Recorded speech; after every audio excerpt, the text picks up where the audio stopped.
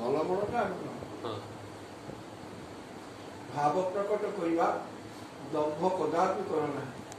ମୋ ପାଖରେ ଏଇ ଭାବ ଅଛି, ମୋ ପାଖରେ ଏଇ ଜ୍ଞାନ ଅଛି, ମୋ ପାଖରେ ଏଇ ଦମ୍ଭଟା ଏଇଟା ଉଚିତ ନୁହେଁ। ତେଣୁ ସେଇଥିପାଇଁ ନିଜେ ଦୈନ୍ୟ ଭାବ ଉତ୍ପନ୍ନ କର। ମୋ ପାଖରେ ଏଇ ଜ୍ଞାନ ଅଛି, ମୁଁ ଏମିତି ଜାଣିଛି, ମୁଁ ଏମିତି କରୁଛି, ସେଗୁଡ଼ାକ ଇଏ କରିବା ଦ୍ୱାରା ନିଜର କ୍ଷତି। ମୋକ୍ଷ ପର୍ଯ୍ୟନ୍ତ କାମନା କଦାପି କର ନାହିଁ।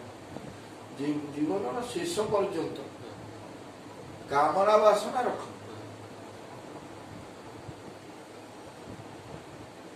ଜୀବନର ଶେଷ ପର୍ଯ୍ୟନ୍ତ ପ୍ରତିକ୍ଷଣ ସର୍ବତ୍ର ସର୍ବଦା ହରିକୁ ସଦାବେଳେ ପ୍ରତିକ୍ଷଣ ହରିକୁ ସ୍ମରଣ କରିବାକୁ ଆମର କର୍ତ୍ତବ୍ୟ।